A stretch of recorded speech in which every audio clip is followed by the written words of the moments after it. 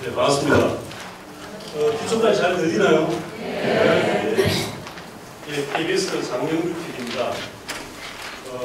여기 오늘 주제가 역사 관계돼가지고 역사 쪽 선생님들이 많이 오지 않았을까 이런 생각을 하는데요. 저희가 역사 스페셜 예전에 윤촌 씨가 하는 역사 스페셜 때부터 쭉 해가지고 역사 스페셜을 만들다가 그 뒤에 역사팀 팀장을 하다가 그 뒤에 역사팀 책임 PD를 하다가 그 뒤에 다른 프로그램들, 몇 개 프로그램들을 관장하는 부장으로 있다가 지금은 KBS 심의위원입니다. 약간 한식으로 자천 비슷하게 자, 역사 쪽에 관심 있는 분이라는 걸 전제하고 조금 어렵더라도 양해를 해주시기 바랍니다. 자, 오늘 제가 말씀드리는 건 아마 책에 전제본이 있을 테니까 나중에 이 사이트들은 굉장히 좋은 사이트들이에요. 여러분들이 책을 풀지 말고 가져가셔가지고 그걸 활용하시기 바랍니다. 참고로 여기 있는 사이트 하나를 제가 가르쳐주고 사람들한테 밥을 얻어먹고 이런 적이 있습니다. 대학 교수분들한테. 지금은 이 사이트들이 워낙 개조했지만 예전에 대만 사이트 하나를 제가 어디 이야기를 그것도 역사 쪽 그런데 문화재 학교라고 여기 문화재청에서 만든 학교였습니다. 그 학교 가가지고 교수님들한테 이야기를 해주고 교수님은 밥을 먹고 그랬거든요.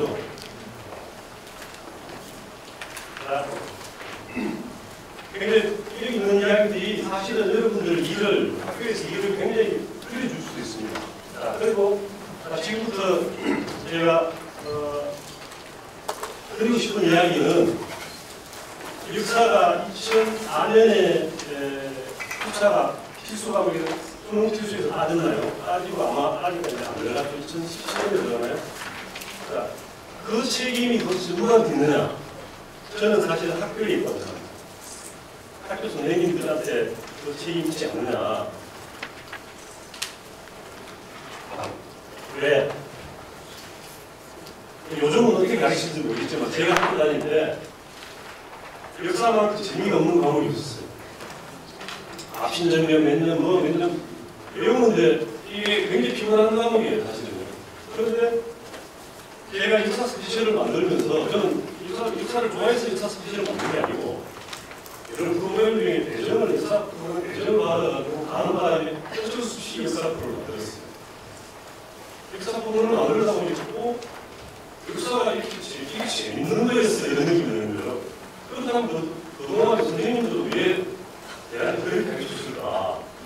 그런 느낌이 굉장히 강했어요. 자, 그러면 그 차이가 뭐냐면, 자, 요거 보시죠. 자, 재미입니다, 재미. 재미의 핵심은 뭐냐면요.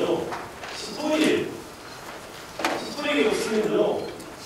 지식 전달 안 됩니다. 되는데 학교에서 스토리가 없어서 지식 전달이 된다고 자꾸 착각하고 계신다고 저는 생각해요. 아까 한소에 있는 분이죠. 사회에서 대기실에서 이걸 봤습니다. 한소리 만찬을 한 9시간인데 우리가 얼마나 좋으시면 그걸 9시간 대본을 다 외우세요. 다 못 외웠는데 이야기로 외우는 이야기가 없으면 8시간을 어떻게 외우고 9시간을 어떻게 외우고 있어요. 진짜잖아요. 자, 또 다른 하나 케이스를 쓰면 돼요. 밥 좋아하시는 분들 계시죠? 저는 밥을 먹거든요. 밥 끄는 사람, 저는 제일 중요한 게 밥을 꾸면서 이기는 게 중요한 게 아니고 끝나고 나면 이 사람들이 다 뽑기를 하는 거예요. 이렇게 자기 그래도 다 외워요. 아무 밥도를 놓고 나가기도 하고 이런 게 아마 순서가 1부터 10년 보면 되죠. 1-1 놓고 그다음에 2-3에 놓고 이런 식으로 순위를 해야 이것을 저보고 이것을 외우라고 한다면 저는 한 1년 걸려도 못 외워요. 그 순서도 어떻게 외우겠어요. 그런데 그 사람들은 어떻게 저를 외운가? 그런 스토리가 나와요. 자, 사기에 놓고 그 뒤에 일자형으로 벌어지는데 이 친구가 나를 끝도 없이 바로 치네 이런 식으로 그 한탄이 벌어진 스토리를 통해 가지고 그 한점 한점의 그 수백 번 벌어졌던 그 일들을 끝나자마자 외우지도 않는 게 많은 거예요. 그대로 오는 거예요. 자, 이렇게 가르칠 수 없네 이거죠. 학교에서. 자, 그래서 저는 역사는 뭐냐면 역사는 정말 스토리예요. 그리고 역사는 가끔가다 역사는 애들이 봐서는 절대 봐서는 안 될 장면이 예 맞습니다. 19국 저는 19국이라고 하는데 자 아들이 아버지를 살해하는 게 한두 번이에요. 네? 비참하게 아버지가 아들을 살해하는 게 없나? 원래적으로 그거 어떻게 인간이 어떻게 욕망이 정나라하게 드러나는가? 성적으로 어떻게 갖는가? 정말 역사는 19금으로 가려면 엄청난 19금으로 가야 돼요. 그냥 19금이 아니고 재미있게 가려면 얼마든지 재미가 갈 수 있습니다. 그래서 자 우리가 일사책을 보면 보통 뭐 기전체 뭐 이런 식으로 가야 됩니다. 자 앞에 길은 자 꼬리가 되는데 하나가 되는데 대용 1년에 뭐가 있고 이야기 그 얘기를 하는 이야기죠. 자 열정으로 열정이라면 큰 이야기식이에요. 모든 이야기식인데 왜 이야기로 하지 않냐. 그래서 자, 역사를 전달하려고 학교가 그동안에 너무 많은 것을 전달하려고 욕심을 내지 않은 저는 이 시간은 그러다 보니 실제로 전달되는 지식의 양은 굉장히 줄어들지 않습니다. 스토리로 짜가지고 제발 끝내줘야 합니다. 자, 김시슬이 5살 때인가요? 대종을 배웠습니다. 이 이야기가 실제로 있는 이야기를 아마 아시는 분들이 있습니다. 대종한테 가지고 대종이 여기 있는 글자를 보고 시를 지어봐야겠다. 시를 딱 지었어. 거기다 대종이 너무 대단하니까. 야, 얘한테 비단하고 싶을 줘야 되는 거예요. 그 비단을 주면서 대종이 야, 내가 들고 갈 수 있는 거 들고 가야 되는 거예요. 그러니까 어떻게 했어? 얘 어떻게 50kg 가져갈 수 있어? 그런데 얘가 이 비단 이게 뭉치를 풀어가지고 그냥 끝과 끝을 50kg 이래요. 그리고 맨 끝을 가지고 돌돌돌 갔다는 이야기가 열려실기수인가요? 제가 실제로 봤습니다. 그걸 찾아봤습니다. 그런 식으로 이어주면 애도 50kg 끌고 갈 수 있는 거예요. 이어주지 않으면 어른 또 90kg밖에 못 가져갑니다. 그런데 학교에서 이어주지 않고 이야기를 엮어주지 않고 50kg를 주니 애들이 미치는 거죠. 저 같은 사람이 학교에서 역사를 무시하는 겁니다. 자, 역사가 뭐 이런 사람 많습니다. 역사가 히스 스토리. 남자들이 이야기하는 주장을 하는 사람이 있어요. 많은 편 드릴까요? 사실 맞지는 않아요. 히스토라고 현자의 이야기죠. 히스토리예요. 그런데 이제 히스토리 하니까 요즘 저 페미니스트들은 컬스토리 이렇게 또 바꿔요. 그런데 하여튼 저런 말이 나오는 자체가 역사는 이야기라는 거죠. 그럼 이야기는 역사의 오리지널리티로 좀 원점으로 백을 하게 되면 오히려 여러 가지 가능성이 있습니다. 자, 여기에 화면에 보면 이게 뭘 것 같습니까? 이게 아마 중학교 교과서에도 나오는 그림 사진이에요. 이게 무덤 속에서 나온 편지입니다. 안동에서 제가 이 편지를 딱 보고 있습니다. 이거 고문책이 요즘은 어떤지 모르겠지만 예전에 조치문이라고 있습니다. 밤 미끄러지니까 어찌고 슬프고 저는 그걸 고등학교 때도 그걸 잘 읽으면서 말이 안 되는 소리를 하고 있는데 이랬습니다. 이걸 딱 읽으면서 어떤 느낌이 나냐면 교과서가 들리나요? 네. 교과서가 즉시 이것을 넣어야 된다. 이 이야기를 고문책에 넣고 조치문을 즉시 떼야 된다. 이렇게 생각했습니다. 왜냐? 어떤 여자가 죽었어요. 어떤 남자가 죽었습니다. 굉장히 젊은 31세에 죽습니다. 남자가 죽으니까 여자가 죽은 남자한테 편지를 쓴 거예요. 자, 여기 읽어볼게요.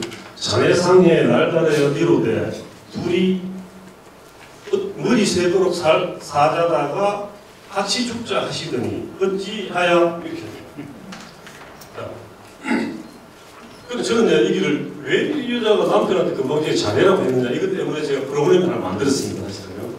자, 이 편지를 보면요, 이 편지 하나를 애들한테 보여주면 이 편지 하나로 조선시대 초중기 후기까지의 생활사가 싹 다 설명할 수 있습니다. 자, 그러니까 생활사를 그냥 조선 초기는 뭐 조선 후기는 어떻게 외우라고 하지 마시고 이 이야기를 애들한테 하라고 하세요. 그러면 보세요. 제가 오늘 사실은 너무 시간 좀 딜레이돼가 이 5개를 제가 이야기를 스토리텔링을 어떻게 할 것인가를 말씀드리려고 했는데 다를 해드릴 수가 없을 것 같아요. 재밌는 거 한두 개만 해드리겠습니다. 자, 이게 바로 이제는 그 원희 엄마의 편지가 제가 역사 스페셜 첫 프로그램으로 이 편지를 프로그램 만들었습니다. 이게 1998년인가요? 그때 만들었는데 지금은 이제 뭐 비석도 있고 안 건너면 막 동상도 써 있고 이래요. 자, 여기에 이게 정말 대단한 물건인데요. 여러분들이 혹시 서정주인가요? 누군가? 서정주가 그랬나요? 공사님께서 신이나 삼아줄 걸 뭐 그런 시 있지 않습니까? 신이나 삼아줄 걸 용날 미투인가? 뭐 그런 하여튼 시가 있었어요. 제가 이 시를 딱 보고 너무 놀란 거예요. 이게 무덤 속 죽은 사람 머리 밑에 있던 신이에요. 신발인데 요 까만 게 뭐냐면요, 머리카락입니다. 그래서 저는 PD니까 이 머리카락을 또 채취해가지고 고대 법의학과에 보내가지고 DNA 분석을 해봤어요. 이 여자가 남편이 죽으니까 편지를 쓰고 자기 머리를 잘라가지고 신발을 사면 그런데 굉장히 불행하게도 이 머리카락을 고대에서 조사를 했는데 안타깝게도 Y 염색체가 있어버리는 바람에 제가 못 썼습니다. 그게 아마 저도 이 여자가 이거 말이야, 자기가 자기 머리 잘라가지고 사놨다 분명히 종이에는 그래 적어놓고 무슨 머리 잘랐나 이 자른 과정에서 옆에 바닥에 흘렀던 자기 남편 머리카락이 들어갔나, 왜 이런 경우가 나왔지 지금도 의아한데 하여튼 그런 일이 있었습니다. 자, 이 동영상을 잠깐 볼게요.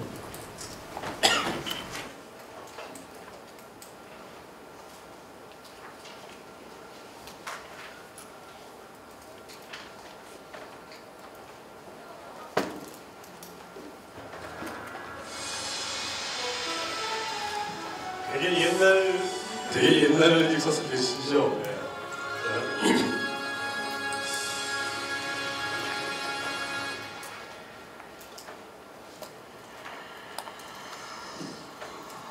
소리가 들리나요? 택지 개발이 한창인 경상북도 안동시 정상동. 이곳에선 지난 4월 14일 주인물을 무덤 한기에 이장 작업이 있었다. 400년 전 무덤이 나무가 저렇습니다. 안 썩으면. 이게 임진왜란 직전에 죽은 사람을 시신을 불거하기에 만든 외관은 나무들이 생생히 살아있었다.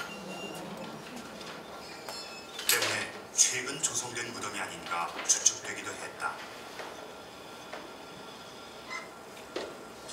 그러나 야간까지 이어진 유물 수습 과정에서 무덤은 수백 년 전의 것으로 판명됐다.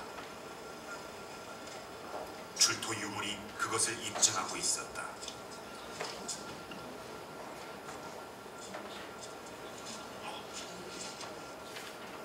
유물을 절반쯤 수습했을 무렵 발굴팀의 시선을 끈 것이 있었다.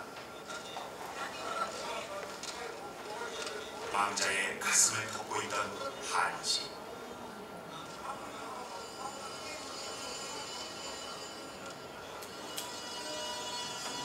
이것을 조심스레 돌리자 거기 한글 편지가 있었다. 자, 이 편지입니다. 자, 이 편지의 앞머리를 보면 자네, 남편한테 자네라고 합니다. 자, 어떻게 요즘 또 제 집사람이 저보고 자네라면 갑자기 신경이 좀 팍 날 것 같아요. 그런데 이 시대에 아내가 남편 보고 자네 이렇게 해요. 정말 우연히 그런 걸까 계속 그런 거예요. 제가 보니까 제가 17번인가 자네하고 나와요. 국문학자한테 물어봤더니 모르겠다는 거예요. 자, 그렇다면 이게 이 편지가, 그리고 편지 내용을 읽다 보면 우리가 남녀 상렬지사 뭐 이런 식으로 이야기하는 이야기가 아니에요.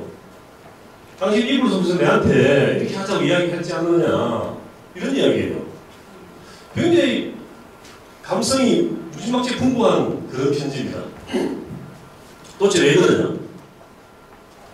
우리가 알고 온 조선과 실제 조선은 다르다는 거죠. 이 편지가. 자, 이 편지 한 장 이야기하는 건 우리가 알고 있는 조선, 승리학적 조선과 초중기 조선은 완전히 다른 사회입니다.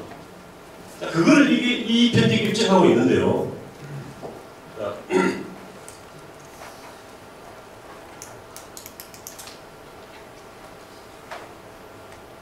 자, 제가 여기를 사랑과 제사라고 했습니다. 제사와 사랑이 도대체 무슨 관계가 있을까? 관계가 있습니다. 굉장히 관계가 많습니다. 자, 여기가 해남 윤씨 가문의 제사 지낸 기록입니다. 자, 보세요. 자, 아버지 키 얼마? 자, 이게 무슨 댁입니까? 해미댁인가요? 아버지 제사를 이해 해미댁 지내고, 그 다음에 가면 남참복댁이 있으며요. 왜 아버지 제사를 올해 어떤 집이 지내고 내년에 다른 집이 지내느냐? 왜 그럴까요? 역사 선생님 여기에 왜 아버지 제사가 해가 달라지면, 어머니 제사가 해가 달라지면 평산댁에서 왜 지내냐 이거죠. 윤참복댁에서 지내다가 그 다음에는 왜 평산댁에서 지내냐 이거죠. 자, 이게 뭐냐 하면은 윤회봉사입니다. 돌윤자. 자, 바퀴윤자, 돌윤자. 제사가 돌아가면서 지내는 거예요. 자, 제사가 돌아가면서 지내면 상속이 어떻게 될 것 같아요? 상속이 같이 갑니다. 제사를 장남만 지내게 되면 상속이 장남 우선으로 가게 되고, 제사가 이렇게 돌아가게 되면 딸이 아버지 제사를 지냅니다. 그러니까 요즘도 이런 일은 없어요. 근데 그럼 이 집만의 특이한 게 있었냐? 천만에요. 이은적 아시죠?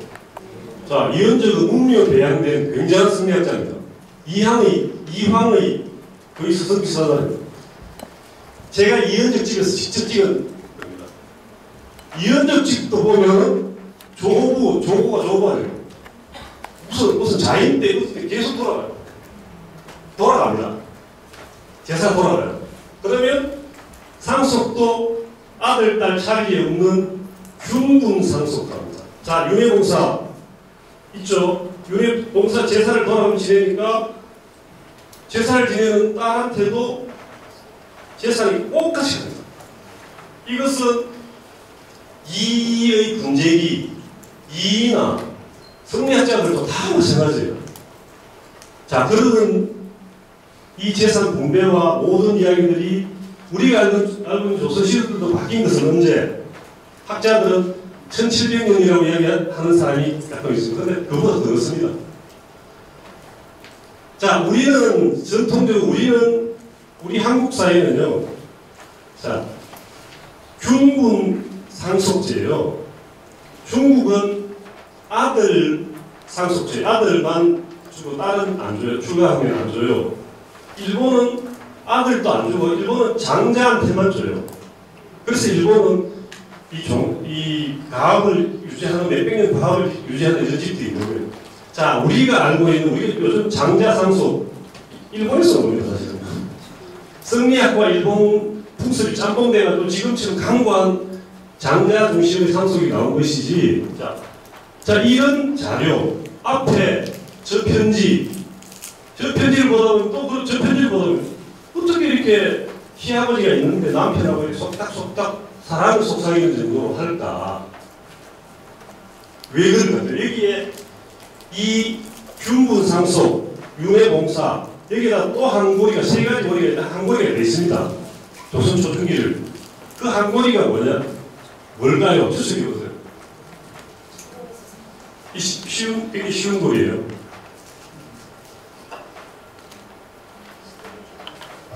그거 한 고리가 바로 처가살입니다. 지금 우리가 모든 사람들이 다 장가가요. 장가는 기껏해서 장인집 가는 건데 기껏해 하루밖에 안 가요. 요즘은 하루밖에 안 가면서도 장가 간다고요. 결혼하고 신혼여행을 갔다가 본가를 안 오면 보통 처갓집에 가서 하루 자고 오죠. 그죠? 이것이 장가간 상태가 신라 시대에는 한 20년 장가를 가다가 대비사위 집사에 가다가 그 뒤에 조선으로 내려오면서 10년, 5년 짧아지다가 근래에 들어가지고는 이제 하루로 바뀐 거죠. 이 장가가.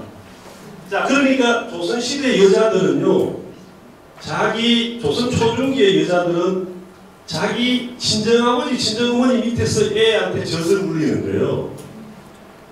그러니 남편하고 남녀의 부부의 권세가 누가 더 생각하면 여자가 좀 더 세요. 남자는 그 끝으로 조정해 주지만 실질적으로는 이 남자는 재산도 자기 장인한테 나중에 반받을 거고 자기 장인 밑에 있으니까 마음대로 어떻게 구박하겠어요. 그렇게 그 처가살이가 보통 뺏기더라고요. 그래서 율곡 이이가 왜 율곡 파주에서 안 자라고 왜 강릉에서 자라냐. 강릉이 자기 외갓집 아니에요. 신사임당. 거기서 자라는 거죠. 이 처가살이가 기니까 당연히 사위도 자식으로 돼가지고 얘한테도 재산을 똑같이 나눠주게 되는 것이고 제사도 이 사위도 자기 장인, 장모 두 사람이 있다가 한 사람이 죽으면 이 사위가 다시 제사를 지내는 거예요. 그러니까 조선 초중기는 완벽한 이 양계 사회, 가족 사회거든요. 이 양계 가족 사회가 점점 부계 가족 사회로 바뀌는 것이 이 성리학이 지방까지 확산되는 17세기 이 정도라고 보통 합니다. 하여튼 그 이야기가 이 편지와 이 미투리와 이 신발과 이게 연결되어 있는 겁니다. 그러면 자, 뭐 제가 그러면 하나씩 이야기를 5개를 준비해 왔으니까 짧게 할게요. 자, 여러분 저 미실에 대해서 아시는 분? 미실이 누굴까요? 파랑새기에 나오는 미실이 그 여러분 드라마 보고 잘 아시죠? 선생님들이 어디 가서 학생들한테 미실이 어떤 것도 절대 안 됩니다. 파랑새기는 뭐 파랑새기 문제는 선생님들이 혼돈을 하는 게 아니고 대한민국의 거의 다 모든 사람이 혼동을 하는데 도울 김용옥 같은 대천재도 혼동을 해요. 혼동을 해가 파랑새기 진짜라고 서울대 이영훈 교수 파랑새기 진짜라고 난리를 쳤습니다. 자, 제가 파랑새기가 그 가짜라는 걸 지금 보여드릴게요. 이게 바로 박창호, 남당 박창호가 쓰는 원고예요. 이 원고를 보면요, 이렇게 있습니다. 공기가 금에는 하나도 남아있지 않다 이랬어요. 그러면서 그래가지고 삼국유사 같은 그 왕된 것도 우리가 대단하게 친다 이렇게 나옵니다. 그럼 이 사람이 반론, 이 사람이 그러면 파랑새기를 발견하기 전에 썼으면 딱 기는 들거든 이거 아니에요, 그죠? 이 원고지를 보면 이 원고지와 이 필체가 똑같은 걸 보면 해방 이후에 썼는 겁니다. 요 다음 장으로 넘어가면 38선을 대고라는 말이 나옵니다. 해방 이후에 나왔어요. 박창호가 파랑새기를 발견한 건 일제 때 국내청 도서관에서 발견했다고 되어 있습니다. 자, 박창호는 그럼 왜 자기가 발견한 그 엄청난 대발견, 사라졌던 역사서가 무려 천몇백 년 만에 호련히 자기 손앞에 나타났는데 왜 여기 있다고 자기가 발견해놓고 왜 말을 하지 않느냐. 소설인 거죠. 자, 다음을 보시면요. 자, 왜 소설이냐가 바로 이 신초석이 이게 경주에 가시면 황룡사 터를 가시면 이 신초석을 지금도 여러분들 볼 수 있습니다. 이 신초석 밑에 사실은 금동판이 있었습니다. 이것이 저도 실제 가가 이거 한번 밀어봤는데 굉장히 커요. 사람이 안 밀려요. 근데 이 도굴꾼들이 여기 작기를 떠가지고 이걸 들어 올리고 이 안에 있는 금동판을 훔쳐가요. 그것이 찰주봉기, 황룡사 목탑 찰주봉기라고 하는데 홍길박물관에 지금 가겠습니다. 도굴꾼 훔치갔다가 잡혔어. 근데 이 도굴꾼들이 이걸 훔친 시기가 언제냐면 박창화가 1962년에 죽는데 64년에 이걸 도굴해요. 그러니까 이 안에 금동판에 실린 이야기를 박창화는 전혀 모르는 겁니다. 그 바람에 어떤 문제가 생기냐면요. 자, 박창화의 화랑새끼 중에 가장 유명한 게 태종무열왕의 아버지가 누구냐 이거예요. 용수냐 용춘이냐 가지고 난리있습니다. 그래서 삼국유사를 보면 용수와 용춘이 일명 용춘 이래가지고 같은 사람으로 돼 있어요. 근데 박창화가 놀랍게도 용수와 용춘은 다른 사람이다 형제라고 돼 있어요. 그러면서 여기 보십시오. 이간 용수, 이간이 신라 제2 관등이죠. 이간 용수가 있습니다. 여기도 보면 여기도 용수, 각간 용수가 있습니다. 방세기는 이 용수가 바로 진짜 태종 우열왕의 아버지고 자기 동생한테 이 사람이 용수가 죽자 태종 우열왕의 어머니인 청현공주와 이 태종 우열왕 김춘추가 자기 동생한테 용춘한테 갖다 다시 개가를 했다 이거예요. 그 과정이 되어 있습니다. 자, 그러면 자, 여기 있는 각각 용수가 죽어요. 죽으면서 야, 내 마누라하고 내 아들을 네가 동생 네가 좀 해라. 이렇게 줬는 거예요. 줬다고 돼 있어요. 그런데 이때가 언젠가면 선덕여왕이 저기 무렵에 이미 용수는 죽고 없었어요. 금동판에서는 뭐라고 되어 있냐면 선덕여왕 12년에 용수는 죽은 게 아니고 살아있으면서 황룡사 부승탑 총감독을 하고 있었어요. 안 죽었어요. 안 죽은 사람을 죽었다고 할 수밖에 없는 게 이 금동판이 도굴을 해가지고 돌아다니는데 박창호 이미 죽어버렸고 어쩔 시간이 없었는 거예요. 자, 그러면 이 금성문과 출처불명의 이 문서 두 개 중에 어느 게 진실이냐? 그건 뭐 말할 것도 없고 이 진실은 완전 X입니다. 자, 이게 엉터리. 그리고 박창호는 사실은 한문 소설가인데 한문 소설을 굉장히 많이 썼습니다. 이렇게 많습니다. 얼우동기 이런 소설이 있어요. 의동이죠, 의동. 그런 식으로 한문을 굉장히 능숙하게 쓰고 일본 역사 잡지에 역사 논문을 기고하던 사람이에요. 지식도 있고. 자, 그렇다 하더라도 이거와 이것이 서로 충돌하게 되면 이 중에 두 개 중에 하나를 잡아야 되는데 이걸 잡는 서강대 전 총장은 뭐냐 이거죠. 이게 맞습니다. 자, 그 다음 천천히 이야기해야 되는데 시간이 좀 없어가지고 빨리 이야기해야 됩니다. 자, 여러분들이 학교에서 지금은 이게 학교뿐만 아니라 대한민국 전체가 미쳐 돌아오고 있습니다. 사도세자 문제인데요. 사도세자는 우리나라 학자들이 사도세자 문제를 당쟁론을 쓰는 사람들이 사도세자 문제를 터치하는 바람에 왜곡이 돼가지고 개판이 된 게 있었대요. 사도세자에 대해서 사도세자의 친어머니가 선의궁 영빈 이씨라는 사람이 사도세자의 친어머니입니다. 영조에 국제 만들어가지고 실제가 만들어진 것도예요. 이 여자가 하는 이야기가 이 이야기입니다. 여기 보세요. 세자가 중간 내인 노석등을 죽이는데 거의 대견원에 이르고 낙현등이 참혹하다 이거예요. 100명을 죽였습니다. 자기 어머니가 100명을, 내 아들이 100명을 죽였다고 이야기를 하는 거예요. 자, 그럼 이 책은 어떤 놈이 노동에서 지어낸 거 아니냐? 천만에 여기 대천록이 있습니다. 이 대천록이 뭐냐면 기다릴 때 균형할 천 기록록입니다.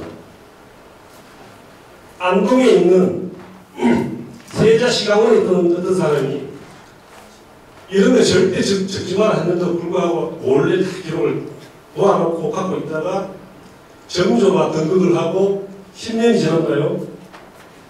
이 사람이 이 책을 정조한테 들고 옵니다. 정조한테 당신 아버지가 죽은 참혹한 모든 시식이 담기는 책입니다. 주는 거예요. 주니까 정조가 열심히 처음에 이런 대천록에 천유록이 있습니다. 규명할 천, 극한유. 극한 사실을 규명한 책을 적어서 정조한테 바쳤는데 정조가 안 된다. 아직까지 규명을 더 기다려야 되는 책이다. 대천록이라 해라. 이러고 바꿔서 준 겁니다. 만약에 이 사실이 안동의 세자시강원에 있던 그놈이 지어낸 거라면 그 가문은 열문제를 당해도 할 말이 없는 거죠. 정조가 확인한 사실입니다. 자, 사도세자는 그러면 왜? 사도세자 죽었는데 노고놈이 부축해서 죽였다고 이렇게 자꾸 이야기해요. 그 아버지가 아들을 죽인데 영조가 좀 이상하다 이렇게 이야기해요. 그 영조도 이상한 거 맞고 다 노고놈도 이상한 거 맞아요. 그러면 왜 친어머니는 왜 아들을 죽이라고 이야기하느냐 이거죠.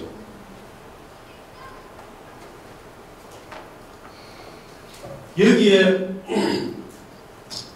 그럼 우리는 왜 이 사실들을 저 뻔한 사실, 보기만 보면 알 수 있는 저 사실을 모르고 자꾸 사도세자가 개혁의 군주고 말도 안 되는 소리를 왜 하고 있느냐? 사기했어요, 사도세자는. 100명을 죽이는데 영조가 이럽니다. 사도세자 묘지명에 나 군왕으로서 이런 사람이 어찌 없다 하오지만 세자로서 이런 자 처음 보았다 이거예요. 세자, 왕은 이 포악하는 사람 많이 죽입니다. 세자가 사람 죽이는 건 참 힘들어요.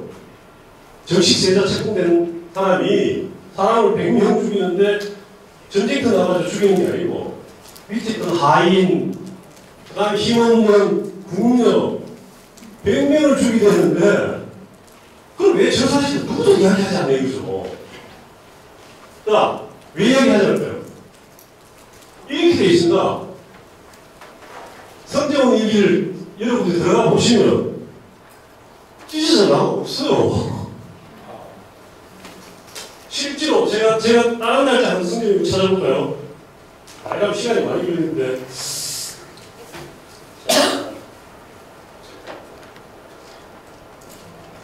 규장각에 들어가서 제가 지금도 바로 찾아봐 드릴게요.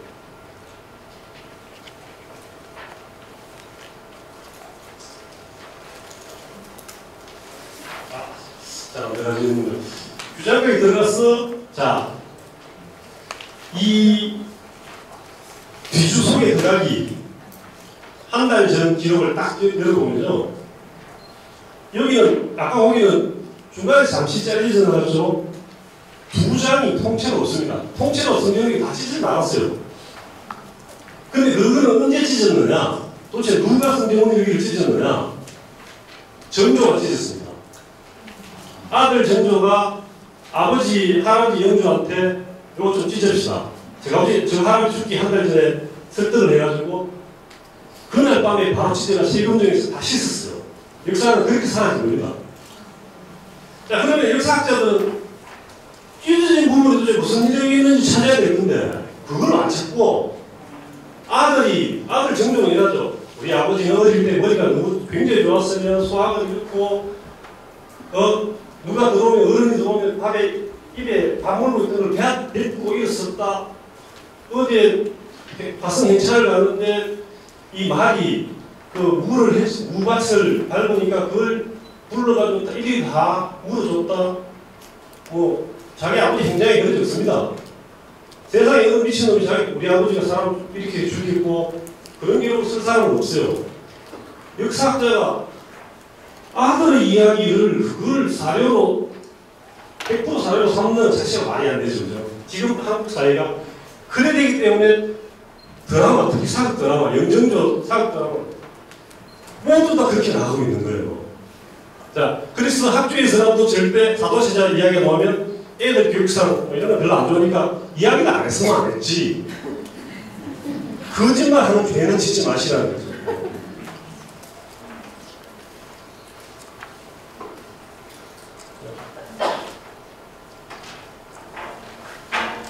어떻게 하면 이런 화면을 좀 내주세요. 그런데 이제 문제는 자, 이 뒤지 속에 죽은 이 사건에 관해가지고 서점에 가보시죠. 교보문고는 어디 가보시죠. 이걸 보여주는 사도세자 책은 단 한 권도 없습니다. 전부 다 말도 안 되는 소리 하고 있었어. 노론이 어쩌고 소론이 어쩌고.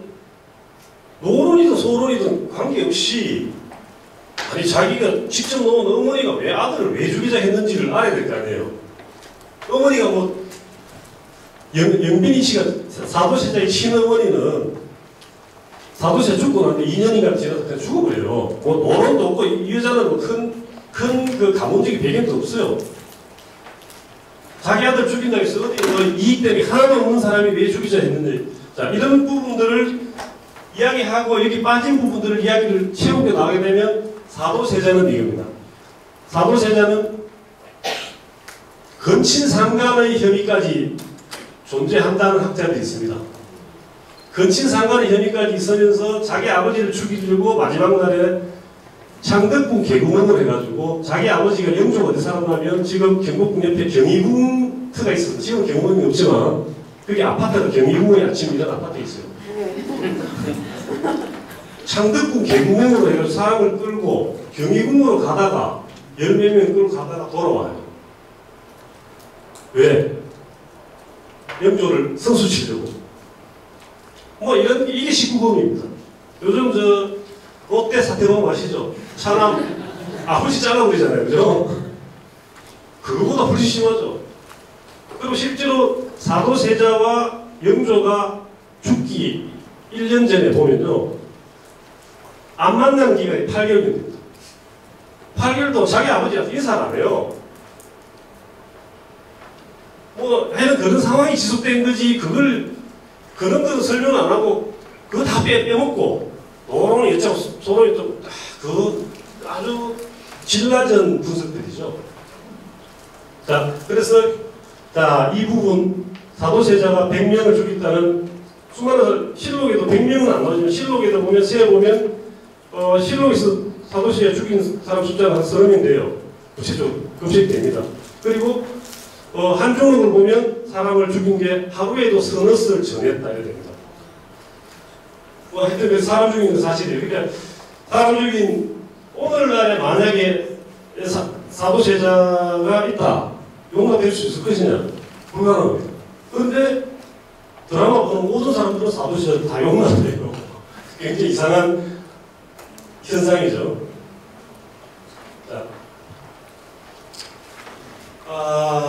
영랑해전. 자, 영랑해전이 벌어진 장소, 요거 이렇습니다. 자, 그런데 이순신은, 자, 이순신이 첫날, 영랑해전 전날, 여기 있었어요.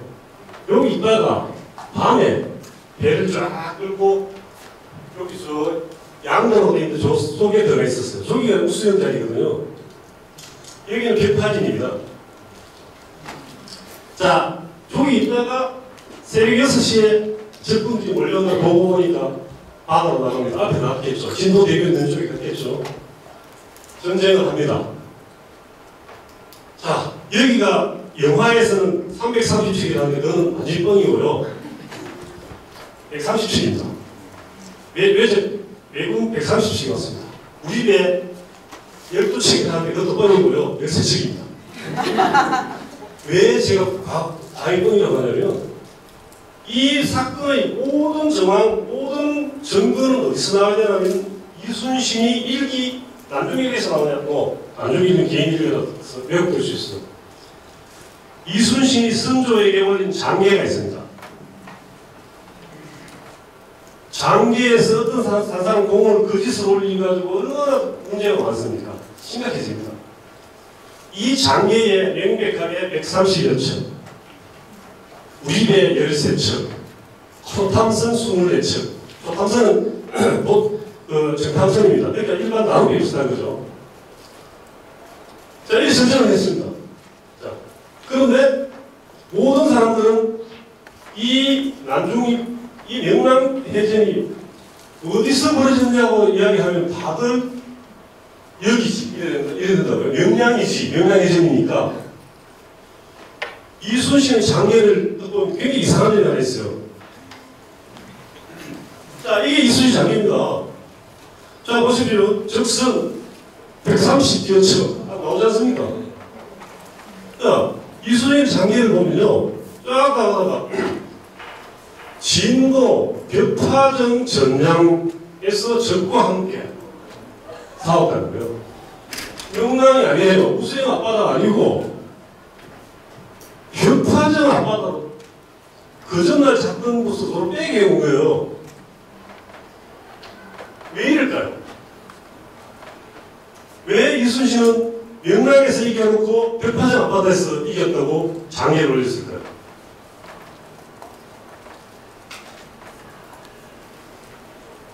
이게 바로 벽파정 앞바다에서 이긴 게 이게 바로 이순신이 이길 수 있는 비결입니다. 자, 게임으로 다시 돌아볼게요. 자, 이날 아침에 요즘 급해서 좋지 않습니까? 쫙 돌리면 영광에서 벌어졌던 10월 16일 아침 4시에 물길이 어디로 갔냐 나옵니다. 아침 6시 58분이 되면 물길이 여기서 물길이 쫙 흐르던 물길이 아침 6시가 한 50분 되면 물길이 수도로 나가고 반대로 쫙 흐르기 시작합니다. 그런데 이 물길이 15일, 16일 저는 잘 모르지만 하여튼 이게 이 서울 보도차 가장 큰 날이에요. 다리 등급이 달리 해놨기 때문에 이날 여기에 시속은 14노트 나온다고 합니다. 최대. 근데 14노트는 저는 그 개념은 없는데 노를 열심히 저으면 3노트에서 4노트 나온답니다. 그러면 여기 14노트를 흐르고 있는 순간에 이 14노트를 거슬러 갈 수 있는 배는 누구도 없습니다. 이 동에서는. 요 판에서는 요 물결을 이용하지 않고는 다니지 못합니다. 그래서 일본 기록을 보면 일본 기록이랍니다. 어떤 기록은 아침 6시부터 저녁 4시까지 전쟁을 했다. 이랍니다. 어떤 기록을 보면 아침 8시부터 저녁 6시까지 했다. 이렇게 있습니다. 일본 기록에. 왜 6시냐, 왜 8시냐. 물길이 이렇게 오고 있는 상황에서는 자기들이 가지는 못합니다. 그러니까 우리 딱 정지를 하고 물길이 흐를 때 공격 개시 시간이죠. 그럼 이순신은 왜 여기서 여기 갔느냐? 밤에라도 편하게 자는 거죠. 저기 가게 되면 못 오니까. 우리 이렇게 14노트 오는데 4노트가 어떻게 오겠어요? 적진이 절대 안 되는 거예요. 밤까지는. 그러면 그 다음 아침에 6시에 공격이 들어올 것이라는 이순신이 아는 거죠. 자, 그렇다면 자, 이순신은 아침 6시부터 전쟁을 합니다. 그러면 몇 시간을 버티야 되느냐? 절대적으로 버텨줘야 되는 시간. 1시입니다. 낮 1시 되면 물길이 다시 뒤집힙니다. 낮 1시까지는 여기 어떻게든 버텨야 됩니다. 낮 1시에 딱 되고 나면 물길이 여기로 딱 돌면 만약에 이순신이 여기 있고 외적들이 여기 있다면 이 배들은 이길 수밖에 없어요. 1시가 넘으면 다칠라고 버티기 힘들어요. 그러니까 이순신이 어떻게든 저 진도대교 쪽을 사수를 해야 되는 거죠. 진도대교만 사수하고 있으면 1시간 되면 얘들이 그쪽으로 또 내려가게 돼요. 그러니까 다시 그 다음 물길이 바뀌는 게 저녁 6시인데 여기서 또 내려오니까 바로 난중 잠록 같은 걸 보면 화공을 썼다고 되어 있습니다. 이순신이 배에다가 불을 붙여가지고 물길에 떠내려보내니까 이쪽에서 이 바다에 불이 어른들했다고 이렇게 되어 있습니다. 그러니까 치고 불을 놓고 이런 식이죠. 그러니까 여기서 불이 붙으면 몇 원 치겠어요. 노트가 이 불이 빠르니까 오는 거예요. 그러니까 마지막으로 여기서 이 넓어지니까 물길이 새지 않지 않습니까? 여기서 이 외적들을 최종적으로 섬멸했다. 이순신 이렇게 보고서를 해냅니다. 자, 이순신은 이 전쟁을 하기 전, 모든 전쟁을 하기 전이나 이럴 때 보면 굉장히 아픕니다. 아파가지고 토사광란을 했다, 이 인사불성이 됐다는 기억도 있어요. 소주를 먹고 잤는데, 아파서 소주를 먹고 잤는데 인사불성이 됐다고 이런 얘기가 많아요. 왜 그러냐? 왜 전쟁을 앞두고 아프냐? 애들 공부하기 싫은 거 똑같은 거예요. 학교 가기 싫으면 깨변하는 거 똑같이 시민성이에요. 그러니까 굉장히 여린 사람이죠.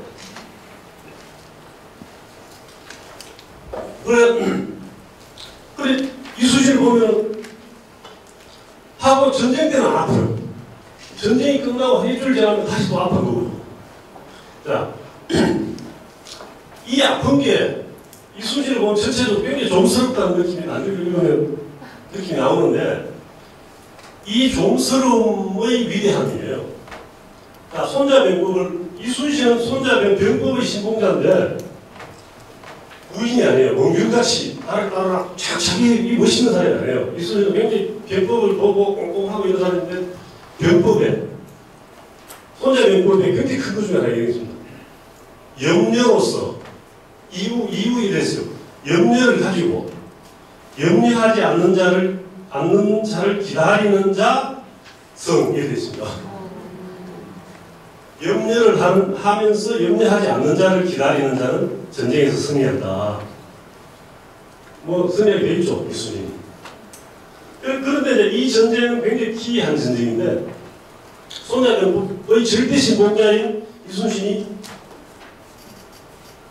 하루 전날 꿈을 어떤 꿈을 꾸냐면요, 꿈에 신인이 나타나가지고 여차적 대척 이렇게 하면 대척을 하고 여차적 패 이렇게 하면 패한다.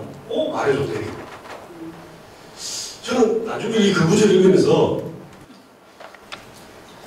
자기가 이기놓고는 결과적으로 뒤에 와가지고 꿈은 뒤수수가 꿈꿨는데 왜 이렇게 적은 넓구나 이렇게 생각했어요. 사실은 이순신의 이 난중 명랑해전 전후 일기가 동일 같은 날에 두 개가 있습니다. 우리는 이 난중 일기 한 날에 하나밖에 없을 거예요. 두 개입니다.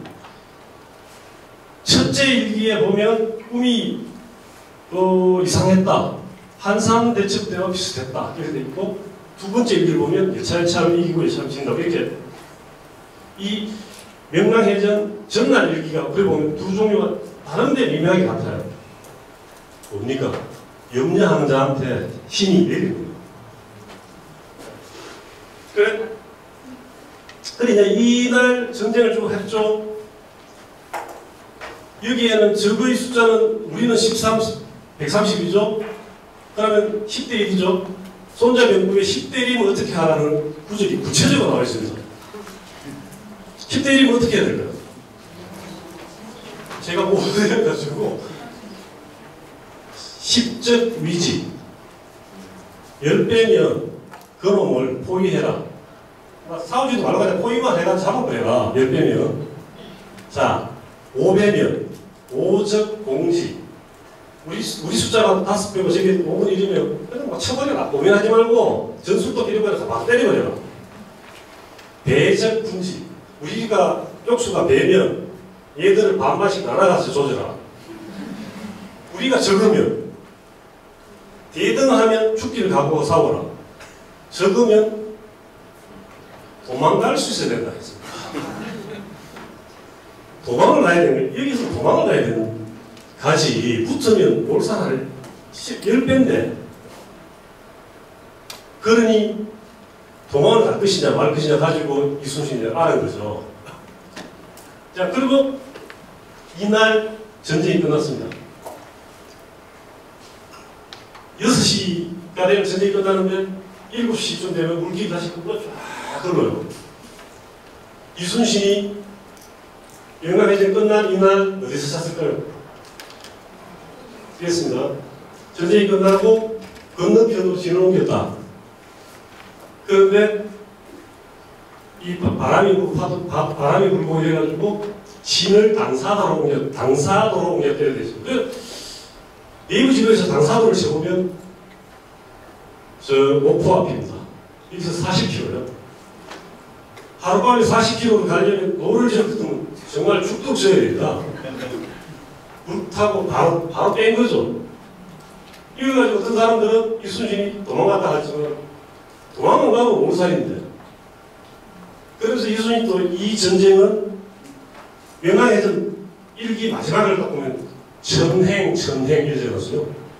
그러니까 하늘이 좋아서 재수로 이긴 건지 이게 또 내일 또 반복될 거라고 가만히 있다가는 끝나겠죠. 그죠?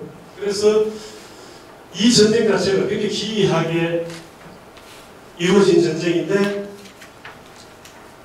이 다음은 쫙 올라가 피난했습니다. 그게 뭐 어쩔 수 없는 거죠. 저건 수백 척이 오고 뒤에 더 있고 이순신은 13척 가지고 있고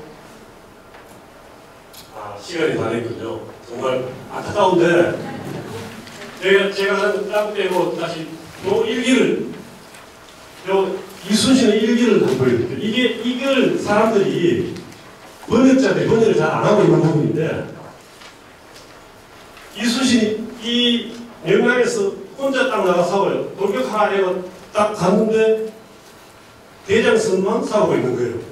뒤로 돌아보니까 한두 마장 떨어져 있다. 12척이 한두 마장이면 한 마장이면 한 500m? 500m 뒤에가 있는 거예요. 안 따라오고. 그래서 이순신이 난리 난 거 아니에요. 그러니까 하는 이야기가 그러니까 배를 이렇게 아선 배도 있습니다. 네 배가 머리를 돌려서 공격의 선봉장에서 애들 중군이 뒤에가 있는 거예요. 중군을 이 보면 중군을 효시하려고 했다. 중군 대장을 목을 베려고 했다. 배를 돌려서 중군배 대고 중군배 대장 목을 베려고 했다 이랬어요.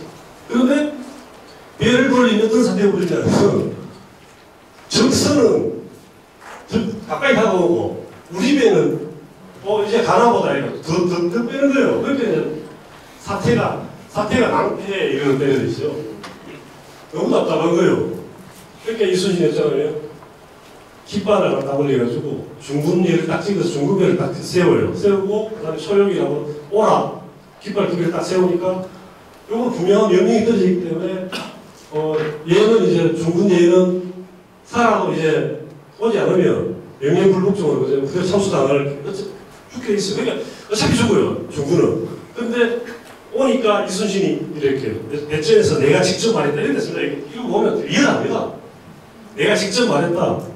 자, 너는 대장을 구하지 않고 혼자 살기를 바라냐. 살 수 있을 것 같으냐 이러면서 당연히 너를 목을 베야 되지만 사정이 너무 급하기 때문에 먼저 공을 세워라. 이렇게 하는 거예요. 그러니까 얘가 이제는 포기하고 그냥 미친 듯이 가는 거예요. 딱 하니까 다른 배 세 척이 딱 달라붙어요. 그리고 그 다음에 거제 현감 안이 갔다 와요. 아내한테도 아니야 네가 이걸 그대로 한문이지만 번역을 네가 그냥 네 정말 죽고 싶나 너가 정말 진짜 살기를 원하냐 이렇게 해요. 그러니까 아니 배도 방망이 적진속으로 들어갔대요. 그런데 이순신이 이 배에 이 외군들이 낯을 던져가지고 낯을 다 걸어가지고 개미처럼 달라붙어 있다 이거예요. 여기에 참전한 외군들이 얼마나 대단하냐면요. 외장 여기서 제일 영화에서 누가 나왔죠? 제일 이렇게 해서 전체적으로 제일 큰 역할을 하는 장수가 있는데, 이 장수가 일본 기록을 보면 팔에 2군데 칼을 맞았는데 그게 꽃이 간 것 같았다 이렇게 돼 있어요. 그러면 적의 총사령관 이게요. 20장수 5명이 참전하게 되는데 한 명은 여기서 전사를 해요. 한 명은 전사를 하고 가장 많은 병사를 끌고 총대장 이 사람이 팔 2군데 상처를 입어요. 그렇다면 이게 뭐냐면 왜 대장이 화살도 아니고 칼에 맞느냐 이거죠. 육박전으로 했던 얘기죠. 전쟁이 어마어마하게 격렬했다는 얘기예요. 그리고 가문군이라고 있는데 이 전쟁에 도요토미 히데요시가 얘들 전쟁 잘하냐 도망가냐 감시하고 싶은 가문군이 얘가 낫을 던지고 안이비에 올라탔어요. 그랬다가 안이비에서 호박돌을 찍어요. 호박돌을 하고 쇠공둥이를 내치고 그런 이야기들이 여기에 가득 있습니다. 그러니 그 가문군이 바다에 터졌어요. 가문군은 전쟁 안 해도 됩니다. 솔직히 일본 하면 좋아하지만 일본군의 노블리스 오블리제 엄청나죠.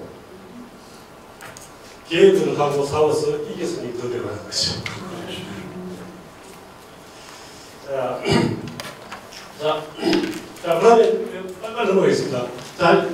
자, 고조선의 위만이 고조선의 수도가 도대체 어디냐? 평양이냐? 뭐 이런 얘기 나오는데, 자, 이게 사기입니다. 사기친다 사기하면 이게 자, 그 유명한 사기인데 이거 보세요. 요동에 흥독이 있는데 흥독현이 있는데 조선왕의 옛 도읍이다. 이렇게 돼 있죠. 자, 왕성이 어디냐? 왕성이 옛 도읍이니까 흥독현이 요동이 이 조선이 망할 때 이 도읍은 아니라는 얘기죠. 그죠? 부도, 옛날 도읍이 요동 평야에 있었다는 거죠. 하여튼, 그래서 역사책 끝에 서점에 가서 사보시면 요동이 원래 고조선이 망한 데가 요동이라고 이상소리 하는데 요 차이입니다. 구도는 요동 흥덕현 요동의 평야가 시작되는 그 아랫부분이에요. 흥덕현은 실제로 한나라 때 현이 있었던 곳입니다. 요동군에 흥덕현이 있습니다. 자, 그 다음 이거 빨리빨리 봐야 되겠네요. 자, 여러분이 이런 사이트들을 눈여겨보셔야 돼요. 자, 제가 좀 다른 거 빼고 이거 볼게요. 자, 문화유산 채널입니다. 이게 문화재청에서 운영하는 채널인데요.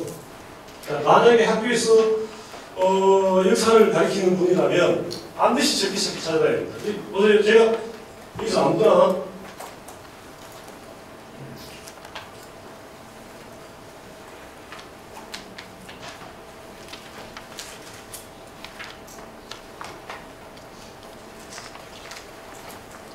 자, 덕수궁을 제가 쳤죠. 덕수궁에 대해서 만약에 수업을 하겠다.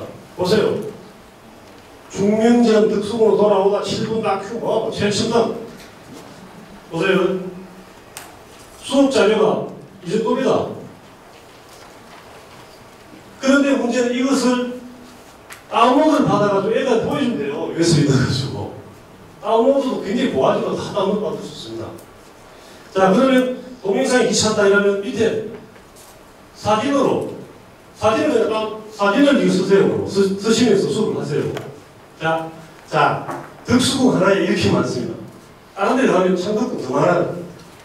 자, 이런 자료들을 왜 힘들게 애들 잡으는데 그냥 말로만 떼우는 거 떼주고 치고 사진하고 동영상하고 얼마나 있습니다. 자, 이런 걸 부디 좀 쓰시길 바라고요. 정말 자, 코끼리 이야기를 잠시만 할게요. 제가 40분에 끝내겠습니다. 자, 코끼리 이야기를 할게요. 자, 조선시대 코끼리 애들 뭐 조사해오라 하는 거예요. 애들 다 조사해가지고 이야기 꾸밀 수 있습니다. 옛날에는 사극은 누구죠? 사극을 쓸 수 있는 사극 작가가 옛날에는 신봉성이라고 한 사람밖에 없었습니다. 왜냐? 그 부분이 조선왕조실록을 통으로 한문 그대로 한문으로 읽은 사람이에요. 그러니까 다른 젊은 사람들은 조선시대의 사극을 쓸 수도 없어요. 뭡니까? 한문 어떻게 읽어요? 지금은 어떤가? 지금은 있잖아요. 조선왕조실록이고 뭐고 전부 다 번역이 돼가지고 검색으로 되면 다 나옵니다. 대학 교수들보다 인터넷 잘하는 초등학교 애들이 더 정밀하게 다시 뽑아낼 수 있는 세상이 됐습니다. 역사의 대혁명이 우리나라 혁명이 하나 있는데 조선왕조실록 CD롬이 발매된 거예요. 옛날에 CD롬 하나가 350만 원이었습니다. 지금 공짜죠. 이게 국부입니다. 이런 것들이 우수합니다. 예전에 저희들도 역사 스피드 처음 할 때 조선왕조실록 CD롬 2조를 샀습니다. 700만 원. 지금 땡기하면 안 되고 바로 쓸 수 있는데 안 쓴다는 거 문제는. 자, 여기 한 들어가는 코끼리 쳐볼게요. 조선시대 코끼리 이야기를 해라. 조선시대 코끼리. 보세요.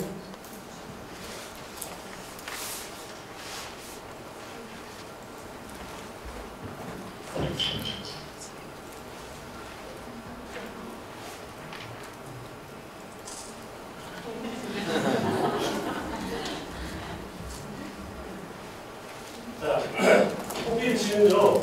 보세요. 일본 국왕이 우리나라에 없는 코끼리 받침이 사국수에서 기록했다. 나오죠. 안에 그림을 하고 안에 디테일이 더 나옵니다. 좀 지나면 코끼리를 전라도 해도에 두동병을 했다. 왜? 사람 한번 죽였거든요. 순천부 장도에 코끼리를 육지에 내보내거든. 순천 장도라는 소리 지금도 보면 육지하고 연결된 것 같아요. 제가 찾아봤는데 자, 순천 같은 데서 우리나라 최초 코끼리 새우지 뼈가랑 붙이면 됩니다. 이게 장도에 지나면 이 코끼리가 어디로 갔고 누가 어떻게 키우고 얘가 하루에 콩을 몇 마리 먹었는지 잘 나옵니다. 자, 얘가 조선시대 최초 코끼리예요. 그 일본에는 코끼리가 우리나라에 없습니다. 저 일제 때 되면 장명원 댄스 때 들어갔죠. 이런 식으로 치면 있지 않습니까? 문제를 치면 예전 학자들 이렇게 디테일하게 못 잡아냅니다. 너무 이런 사람들 실수 깜빡해가지고 넘기고 페이지가 빨리 넘기는 거예요. 못 잡고 지금 인터넷을 도움을 얻으면요 초등학생도 학자와 동급으로 자료사 다 쓰실 수 있어요. 자, 그러면 마지막으로 자, 제가 볼게요. 이게 원문으로 되는 게 많습니다. 자, 이 원문을 어쩌라고 해야 되는 거 아니에요? 그죠? 내가 이 원문을 찍고 해야 되지 않습니까? 자, 그러면 복사를 하세요. 원문을. 복사를 하시고, 이 특정 업체에 선정하는 건 아니지만, 보세요. 네이버에 가세요. 네이버에 가가지고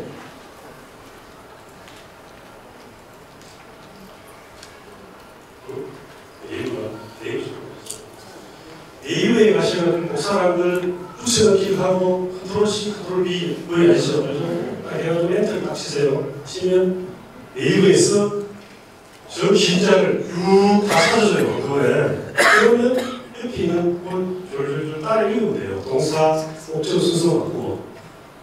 제가 다시 보세요.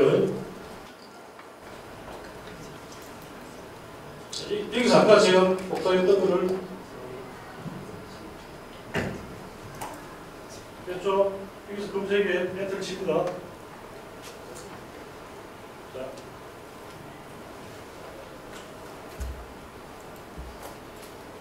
자, 이제 됐습니다. 이러면 걸 보세요. 쭉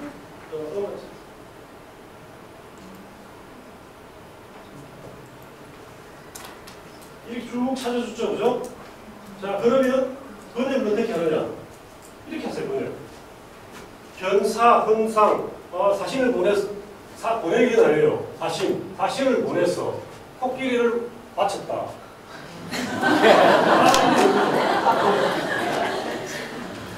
자, 그 다음에 아국, 우리나라는 위상, 이게 좀 어렵지만, 과거에 일찍이 미유 없었다. 코끼리가 없었다. 자, 그럼 자, 한자와 우리말의 차이는 영어처럼 한자가 목적어가 동사 뒤에가 있죠. 동사만 잡아가지고 뒤로 빼주면 해석이에요. 이렇게 해석을 하시면 완전히 엉터리 해석이 됩니다. 아닙니다. 거의 한 90% 정확한 해석이 나와요. 자, 이렇게만 해주시면, 자, 이렇게 해주시면 정말 엄청난 문헌들이 있지 않습니까? 이 문헌들도 정말 꼭 읽어야 되고 필요만 하고 누구한테 번역 맡기면 돈 많이 달랍니다. 한번 이것도 번역 맡기 돈은 꼭 네이버를 이용하세요.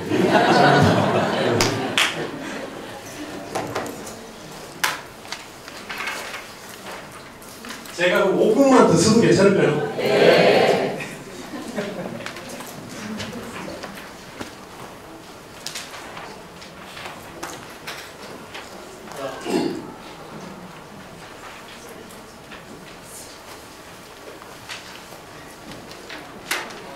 그래요? 네.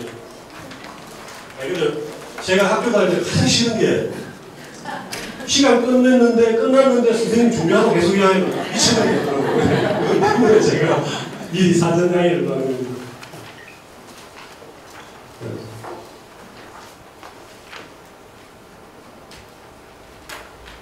이걸 어떻게 하죠? 제가 이런 게 되게 약해요. 제가 저 선생님들한테, 아니면 대학에 계시는 선생님한테도 제발 읽지 마시고 검색을 해서 쓰세요. 이렇게 합니다. 그리고 실제로 검색을 잘하면 정말 엄청난 정보들이 막 들어옵니다. 사실은. 저는 사실 논문 쓸 거리가 굉장히 많아요. 일본, 여기도 어디 있겠지만,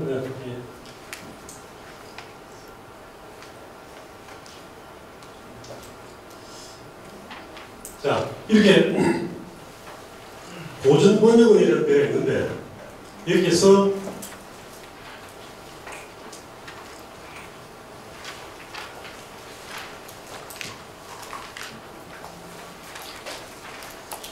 자격문을 합쳐보세요. 그러면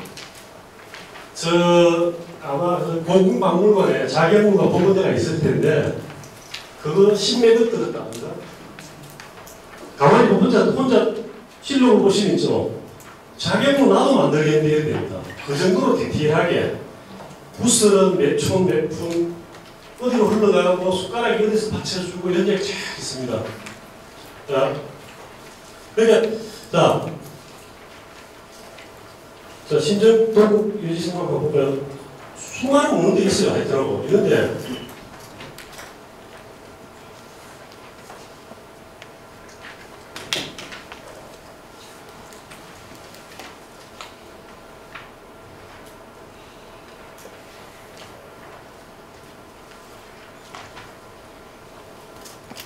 이게 보면 하여튼 나중에 쳐보세요. 나중에 보면 무기를 두었는데 보호막이라 했다.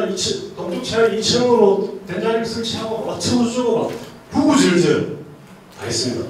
이걸 딱 보시고 학생들한테 원래부터 다 알고 있었던 것처럼 한 마디씩만 이야기해줘도 나한테 절대 안 들린다. 이런 기록들은. 자, 여기 보시면 자, 방울을 흔들고 부사들을 서로 돌아보며 40번씩 차례로 일어나고 끔찍이 디레가지고요. 틀리기가 힘들어요. 이런 기록들이 여기 들어가가지고 만약에 여기는 한자 기록들도 번역이 안 된 기록도 굉장히 많습니다. 번역이 안 된 기록들 중에 이렇게 어떻게 하다 싶어서 끌어가지고 아까 제가 어디 메일을 지어가지고 보시면 되십니다. 자, 이런 식으로 이 기록들을 검색을 하게 되면요, 어마어마한 그게 나오는 게, 자, 삼국사기를 쭉 이 삼국사기 말고 한 통으로 된 삼국사기를 제 블로그에 통으로 내놨습니다. 나중에 블로그 알려드릴게요. 블로그에 넣어가지고 왜 일본하고 백제가 처음 만난 게 몇 년이냐? 백제와 신라가 처음 만난 건 몇 년이냐? 그냥 한국사 예술을 보기에 검색으로 왜 딱 치면 그다음에 엔터를 딱 치면 첫 왜가 노랗게 표시되는데 첫 왜가 바로 첫 접촉의 시기예요. 백제는 무려 300년대 후반 돼야 왜와 첫 접촉합니다. 그런데 일부 사람들이 백제가 일본에 뭐 많이 전해주니까 백제가 일본을 건설했다 해서 뭐 말도 안 되는 하거든요. 기록을 보면 300 몇십 년도에 백제와 왜는 첫 접촉을 하고 신라는 기원전에 접촉을 하고 이렇게 있습니다. 이런 걸 보시면 아 역사의 수많은 이야기들이 어떤 것이 맞고 어떤 것이 틀리다. 여러분들이 전문가예요. 여러분들이 고등학생들도 똑똑한 고등학생들 이 이야기 주면 걔들이 모든 검증 다 해냅니다. 실제로 이런 길을 애들한테 가르쳐줘야 돼요. 가르쳐주고 애들이 내일 예를 주제가 뭐 있으면 자기문이다. 야 자기문 네가 발표해. 여러분들 찾아가서 자료 찾아. 그리고 고전 버전 하나만 가르쳐도 얘들은 그 안에서 자기문 우리자 재료 찾아냅니다. 거기다가 동영상 사이트 아까 제가 가르친 거 있죠. 2개 하면 사진 글 하나도 틀린 말 없는 100% 완벽한 그런 게 나오죠. 자,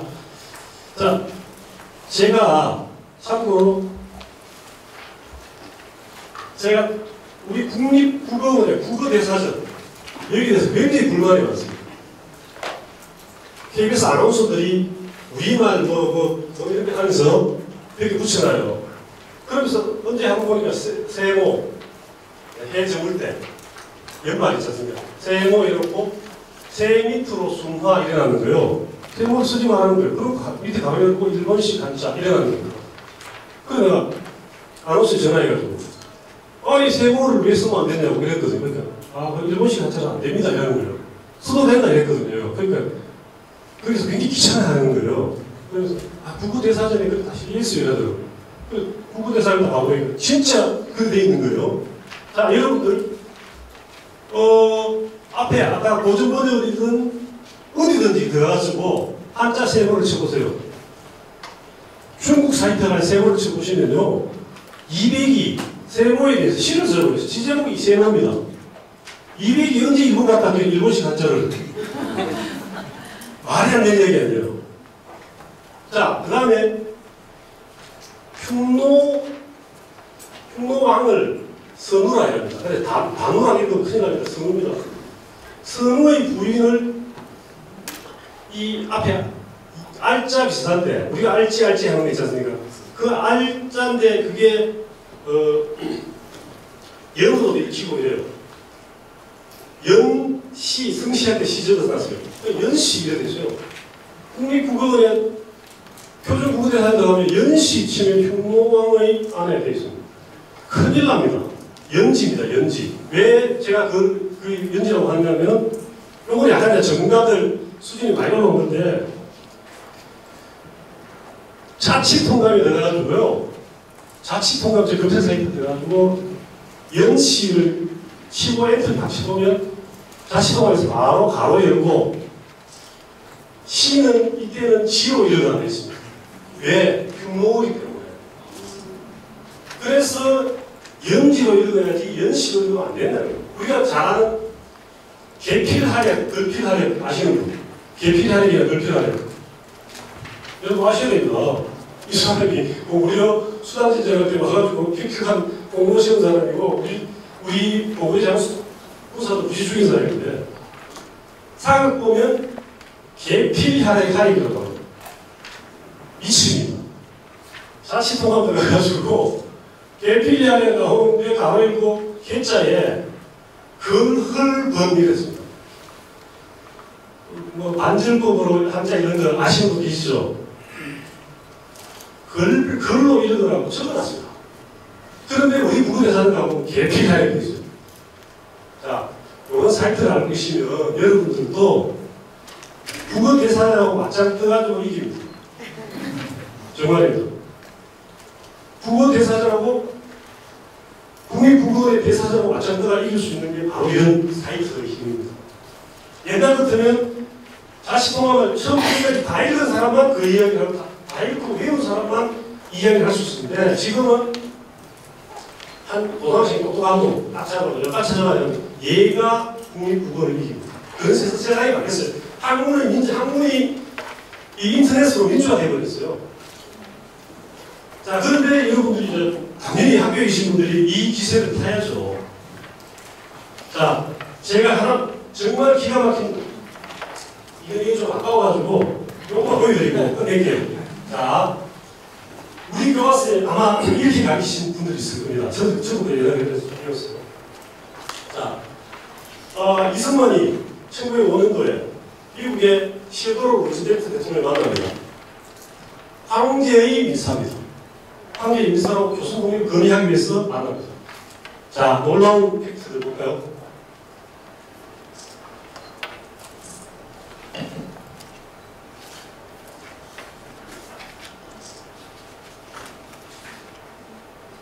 제가 어떤 학자하고 붙어도 이길 수 있는 내용입니다.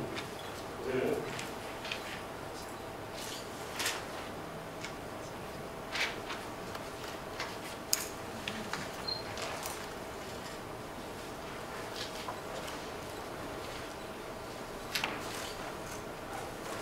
이승만이 성을 RHE라고 씁니다. 딱 치니까 이거 나오죠? 얘가 바로 이승만의 아들입니다. 이승만의 아들은 나가지고 자기 부서 죽는데요. 죽으니까 이승만이 열받아가지고 자기 와이프하고 이렇게 했죠. 자, 여기가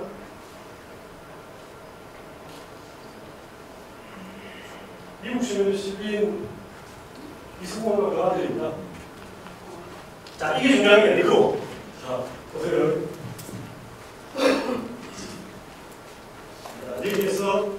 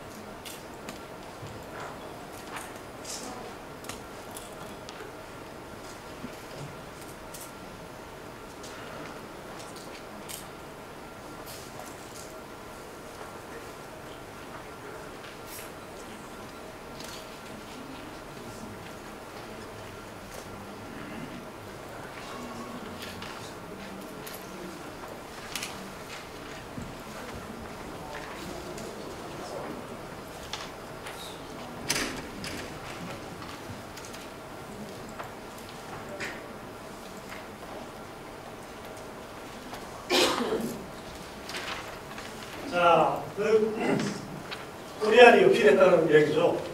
쭉 보면 이승만 이야기 나오고 쭉 나옵니다. 이 기사를 제가 좀 시간이 있었는데 여러분들이 들어가가지고 1905년도를 놓고 RHE를 치고 워싱턴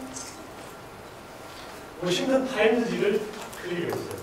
그러면 읽어보시면 한참 읽다 보면 이승만이 이렇게 나는 황제의 대표가 아니라 요 밑에 그 데일리 프로그레시브 파티의 대표다. 데일리 프로그레시브 파티가 뭔가요? 번역해보세요. 일진내면 잠재나 이런데 보면 실제로 일, 친, IL, CHIL, HOI 일진인데 그러니까 이때 근데 그 신문이 하나만 아니고 여러 가지 신문에서 한 4종의 신문에서 통곡으로 확인되는 겁니다. 저는 이승만이 실제로 발언을 했기 때문입니다. 기자들한테. 그 기자들 일찍 내 프로그레시브 파티의 한국 말이 뭔지를 알 수 없는 기자들이거든요. 자, 그렇게 여러분들이 애들한테 가르칠 때도 그냥 교과서 보고 가르치지 마시고 들어가 보세요. 들어가면 엄청난 이야기들이 가득한 거예요. 네, 일단 자 이런 자료를 여러분 사용하셔야 되고 최소한 여기 4개라고 여기씩 이어두고 그 사이가 쉽다면 그렇게 하셔야 돼요. 그렇게 하시면 아무래도 때에서 좀더 정보적으로 키울 수 있고 여러분들도 굉장히 중요한 이야기를 합니다. 또 질문 있으면 하나만 하고 보내세요. 네. 저는 비유로 만든 사람이지.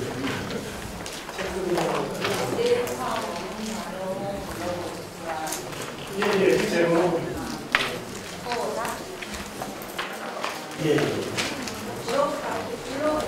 그리고 책에 맨 뒤에 보시면 아마 고대사 원문 자료 모음이라는 그런 거 있을 거예요. 아, 그래요? 아, 그건 네이버나 나오면서 고대사 원문 자료 모음이라고 치면 나오는데 요즘은 제가 냉자 강독을 하고 있어가지고 잘 안 하고 있습니다. 잘 들어보시면 자료도 많이 들어서